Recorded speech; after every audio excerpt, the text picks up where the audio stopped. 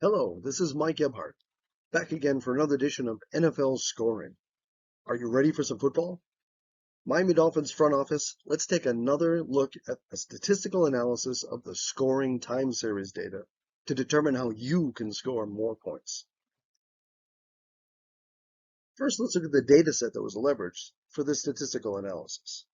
I pulled in publicly available data for every NFL game from 2002 through 2019.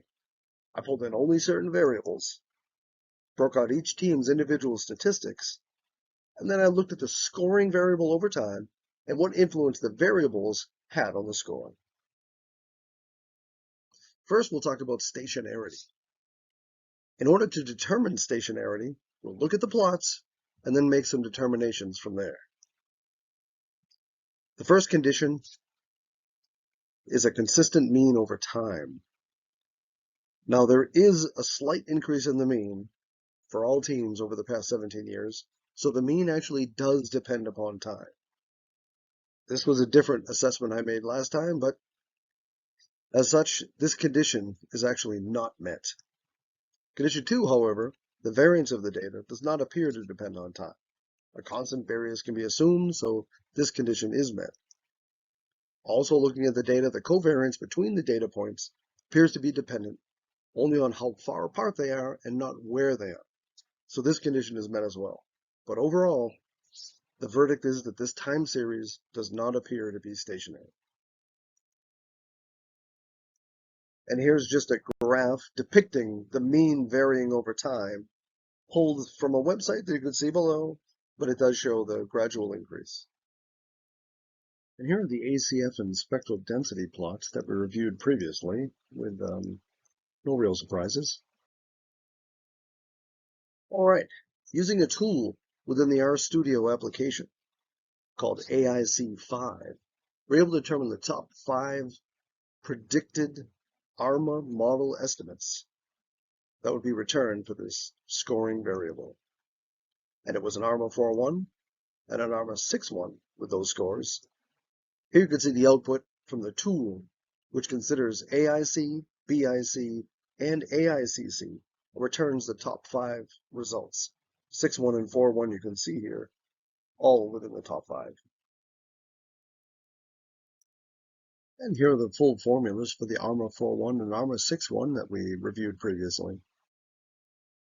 Here's a recap of the ASF plots for the residuals for the ARMA 4.1 and ARMA 6.1.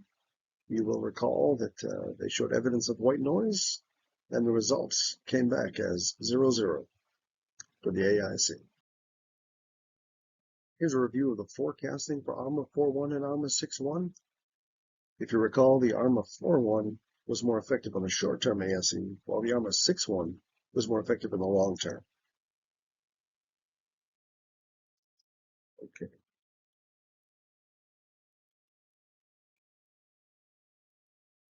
Next, I looked at a multivariate regression to determine what other variables may have influence upon the dependent variable score. So it turns out total yards, it is a confounding variable since the total of passing plus rushing yards is total, so it didn't make sense to consider that variable. So what I did was I looked at turnovers recovered to see how that influences scoring. Turns out that when you look at the multiple regression equation, turnovers recovered is highly correlated to the scoring variable. You can see here, compared to passing and rushing, turnovers recovered is much more influential.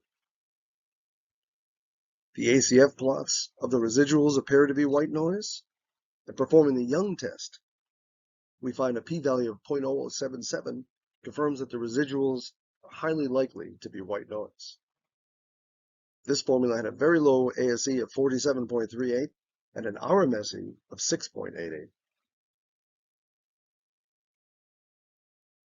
Now this slide here will visually depict the predictions versus actual using the multivariate regression formula. And you can see it's fairly accurate. Next, I looked at the vector autoregressive models. So these models also integrate multiple variables, which is very applicable in this case. One negative factor of this model, however, is it considers and looks for potential lag in the data In other words, is there a delay in the impact of one variable upon another?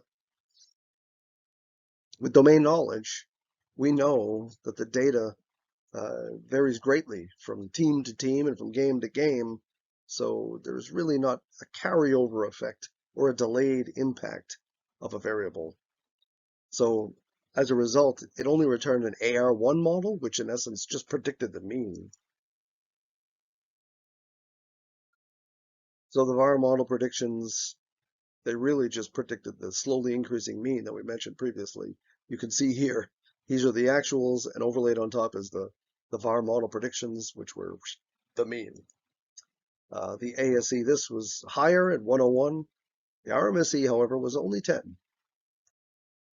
Finally, I examined a relatively new modeling process called multi-level perceptrons, or MLP. This is a neural network modeling technique. And this technique utilizes various input layers. There's some hidden layers. There are black lines here on the graph showing connections with their weights. And then there's blue lines here indicating the bias. As you might expect, the highest bias is for turnovers recovered, and the highest weight is when all three variables work together to produce the score. Here you can see a map depicting all the predictions from the neural network versus the actual.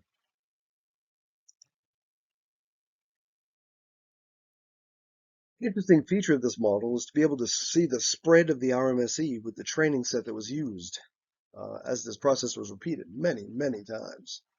The ASE was lower at a 78.53, and the RMSE was very low at 8.86. Now here you can see the RMSE over time, as if is iterated over and over and over again, and how the RMSE changes with time. In this case, you can see the more variables that are input into the training set, or the more times this is run, it doesn't have a consistent impact on the RMSE. It fluctuates within this spread. Okay, time for some conclusions. First, total yards cannot be used. It's just a combination of rushing and passing yards. Turnovers, however, is a variable that should be used. It appears to be very influential in multiple models. The multivariate regression model performed the best overall, with the lowest ASE and RMSE, but it's a limited model. Without any true lag in the data, the VAR model is not a good option for this variable. The neural network model performed very well, and I'd say it's recommended to determine the weight of variables along with the bias. It considers multiple variables at once, and it really simulates the human thought process.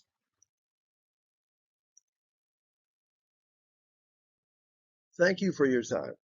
My name again is MikeGebhardt. There's my contact information. And I just have two final words for you.